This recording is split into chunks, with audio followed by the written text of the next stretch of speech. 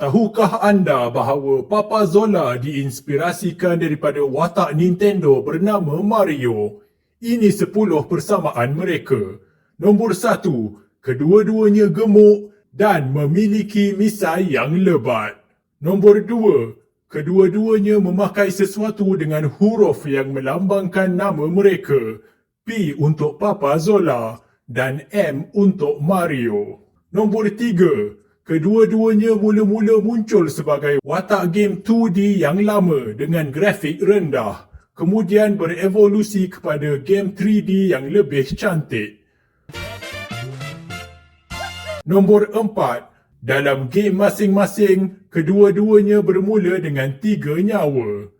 Nombor 5, kedua-duanya boleh mendapat power up untuk menguatkan diri mereka dan mendapat kuasa. Power up ini muncul dalam bentuk crate atau kotak berbentuk cube. Kuasa yang diperolehi kedua-duanya pun lebih kurang sama, seperti kuasa api, kuasa pembesaran,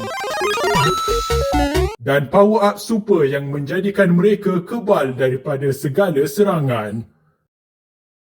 Nombor 6, kedua-duanya menyelamatkan puteri atau kekasih mereka yang ditawan orang jahat. Dalam game Mario, dia perlu menyelamatkan Princess Peach yang ditangkap oleh Bowser, manakala Papa Zola pula menyelamatkan Mama Zilla daripada raksasa Gonohom.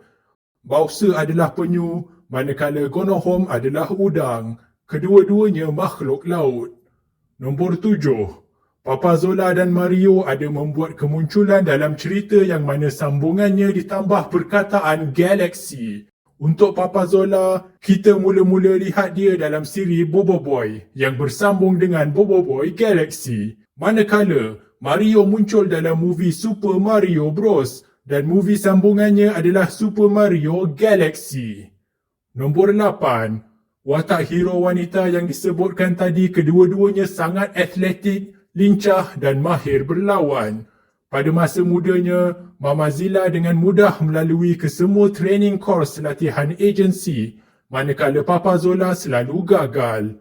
Benda yang sama berlaku dengan Princess Peach yang mudah sahaja melalui training course latihan Mushroom Kingdom, manakala Mario selalu gagal berulang kali. Nombor 9, Mario mempunyai adiknya Luigi yang kurus sebagai partner, manakala Papa Zola mempunyai rakan seperjuangannya Kachax yang juga kurus dan Sado sebagai partner. Kedua-duanya bersama-sama berlawan monster sambil menggunakan power up untuk menguatkan diri. Nombor 10, penjahat utama atau bos terakhir untuk kedua-duanya adalah watak yang gemuk bertemakan warna hijau, Bowser dan Yonbi.